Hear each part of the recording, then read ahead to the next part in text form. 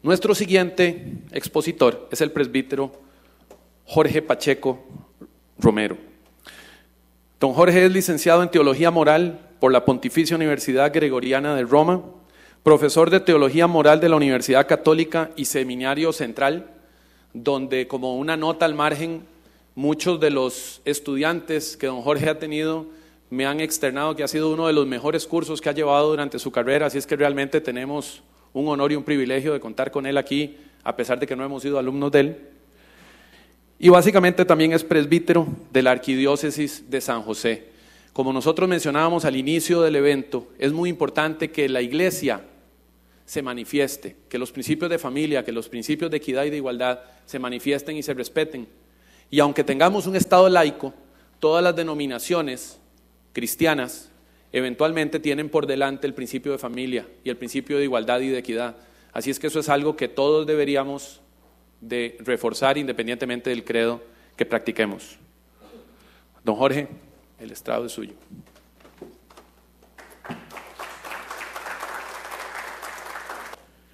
Bueno, muy buenas tardes, muchas gracias por la invitación. En el tema ahí que se sugiere el título es la crítica filosófica a la ideología de género. Claro, el título es bastante amplio y prácticamente ocuparíamos unos 6 meses como para hacer un buen estudio filosófico y demás, para hacer una crítica sustanciosa a la ideología de género. Entonces lo que me voy a limitar es tal vez hacer algunas ideas muy generales sobre por qué se puede hacer una crítica a la ideología de género desde la filosofía. La primera cuestión que habría que considerar es claro que la filosofía de unos siglos para acá ha tenido un clima bastante negativo, ¿verdad? Porque se ha pensado un poco que la filosofía es el arte de confundirlo todo, ¿verdad? Que la filosofía es una especie de mundo esotérico donde solo entran un grupo de iniciados que hablan cosas que solo ellos entienden. De hecho, se dice una anécdota un poco académica que cuando el gran filósofo alemán Martin Heidegger le dictaba a su secretaria algunas conferencias o clases, siempre al final le preguntaba, ¿ha comprendido? Y ella entonces le decía, Nein, Herr Professor, no, señor profesor. Que en una ocasión le preguntó igual, ¿ha comprendido? Ya, Herr Professor. Entonces confundámoslo para que nadie entienda, ¿verdad? Como si la filosofía tratara de confundir las cosas, cuando en realidad la filosofía es la ciencia madre de todas las ciencias.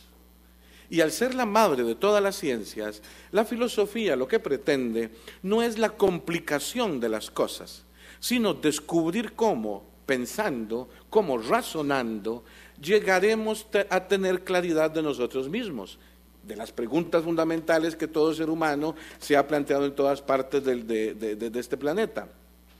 ¿Quiénes somos? ¿De dónde venimos? ¿A dónde vamos? Ese ha sido un poco el cometido, o ese fue el cometido de la filosofía. Esto fue aquello que ya Sócrates, Platón, Aristóteles y muchos otros comenzaban a vislumbrar, a preguntarse por el sentido real de las cosas, a preguntarse por lo que las cosas son, a preguntarse por nosotros mismos, a preguntarse en la filosofía aristotélica se diría a preguntarse por el ser. Podemos decir algo de las cosas, podemos decir algo de nosotros, podemos decir algo de lo existente, podemos decir algo o ante lo existente, ante el ser, simplemente tenemos que callar y guardar silencio porque no podemos decir absolutamente nada. Estas convicciones filosóficas, claro, han ido llevando a que según los criterios, el pensamiento, lo que cada quien logre, irá construyendo su propia visión filosófica. Y es donde en algún momento la filosofía, como aquella que se plantea preguntas esenciales, parece que empieza a desaparecer y empieza a abrirse el campo de lo ideológico. Ya no tanto respondo a una búsqueda de la verdad, sino que ahora quiero responder a la búsqueda de mi verdad.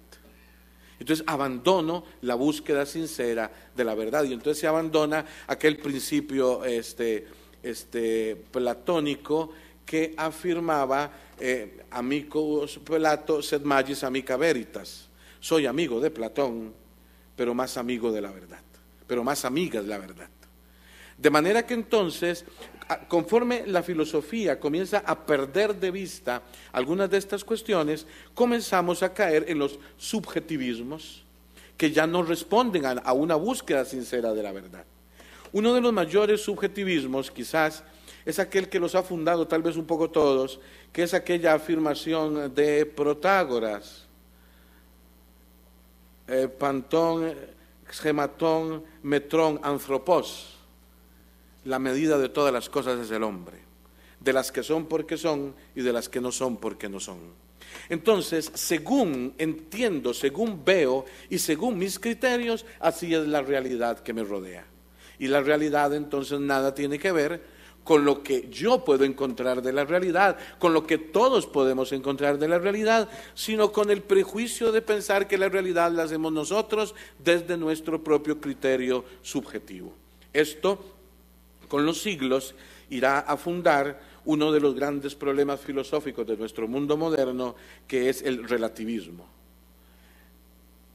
Ya con filósofos como Occam, como Descartes, como Kant, Hegel, Feuerbach, Nietzsche, etcétera, Marx, etcétera, se va cayendo cada vez más en un relativismo donde ya las verdades esenciales de la filosofía, de lo que Aristóteles o de quienes leyeron a Aristóteles les dio por llamar la metafísica, o sea, las preguntas esenciales por el ser, por lo que se es, dejaron de hacerse. Y al abandonarse un poco estas preguntas, el riesgo es que abandonamos también la idea, abandonamos también la pregunta sobre nosotros mismos. Con Aristóteles, si se quiere, y con Santo Tomás de Aquino, se llega a una visión integral del ser humano. Para Tomás de Aquino, por ejemplo, el ser humano, la persona, es lo más grande y perfecto de la creación. La persona es relación.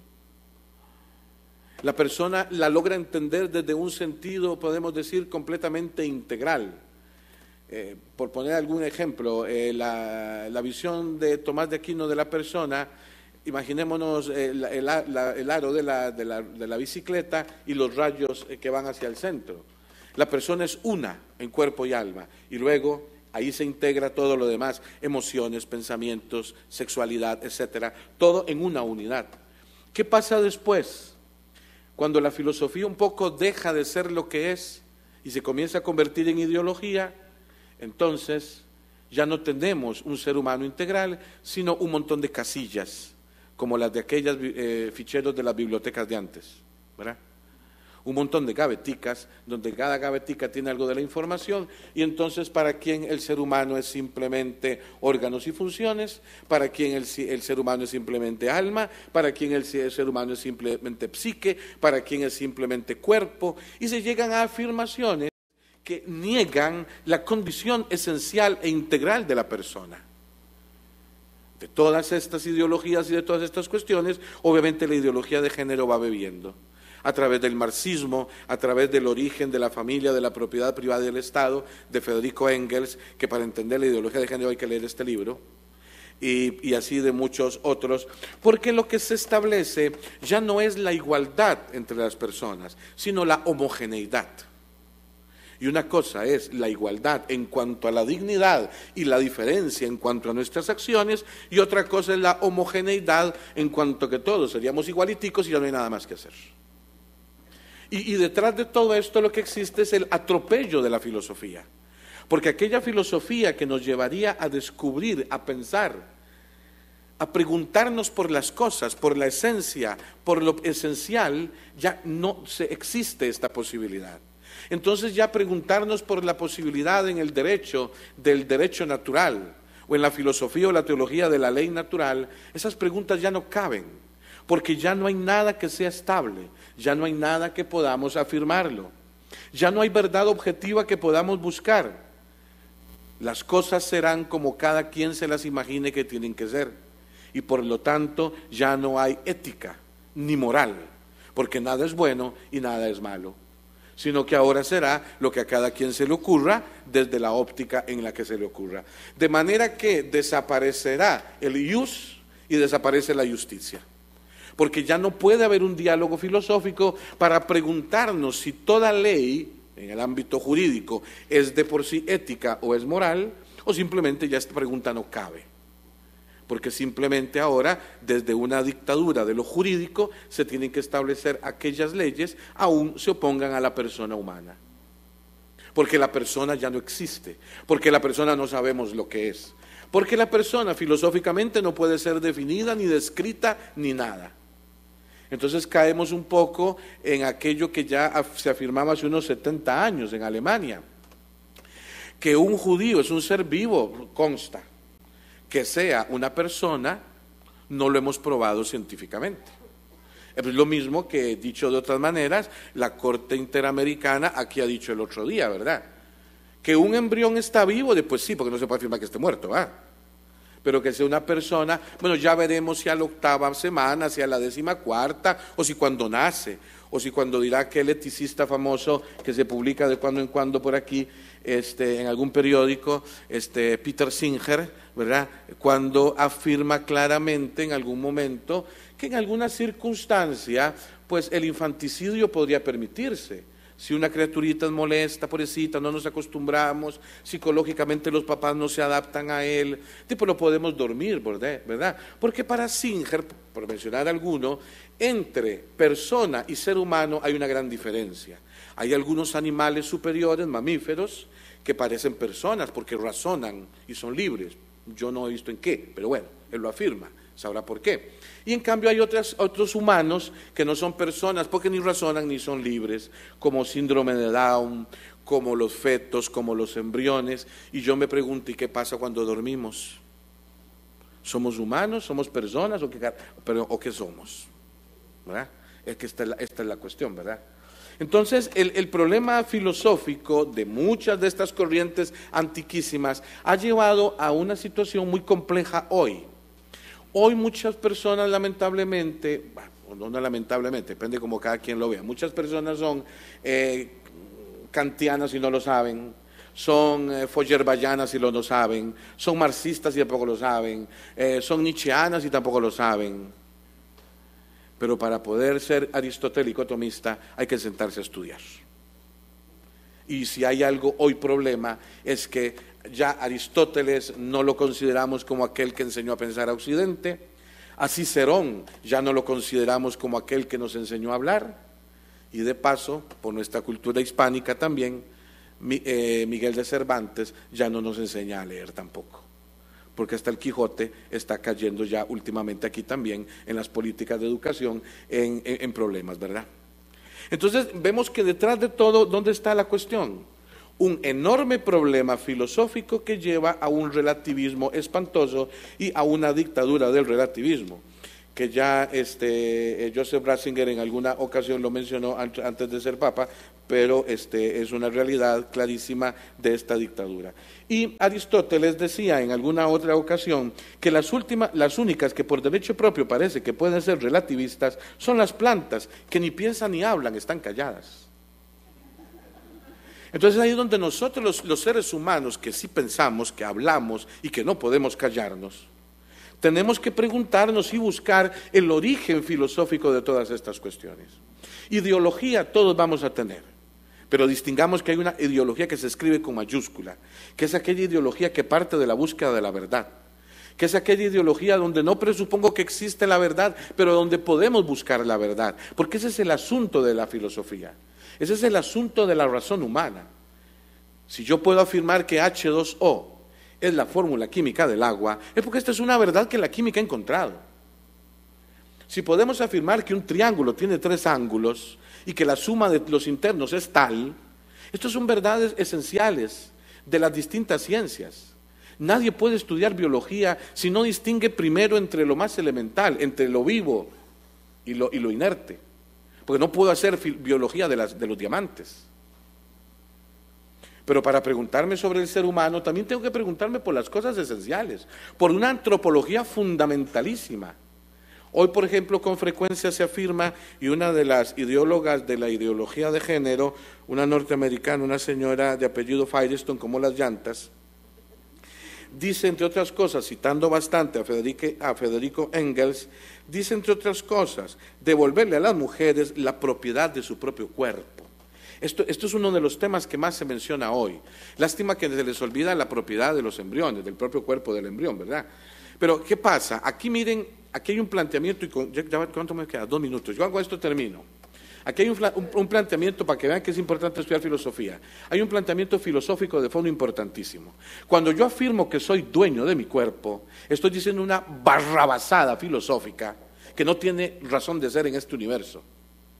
¿Por qué?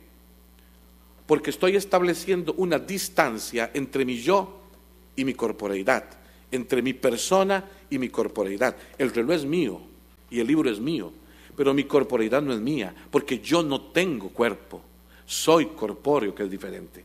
Cuando establezco esta distancia entre mi corporeidad y mi yo, hago una estupidez filosófica. Y luego esto va a tener un montón de consecuencias sociales, culturales, psicológicas, legales, porque entonces el cuerpo humano lo puedo tratar, el mío y el de los demás, como objeto de propiedad, marxismo puro. Y el cuerpo no es objeto de propiedad, yo soy corpóreo. Y esto se llega por la filosofía. Termino citando nada más a otro de los poetas castellanos que nos pueden ilustrar, Antonio Machado. Dice, ¿tu verdad? No, la verdad. Y ven conmigo a buscarla, la tuya guárdatela. Si hiciéramos eso la mitad de las veces, tal vez estos temas serían muy distintos, ¿verdad? Muchas gracias.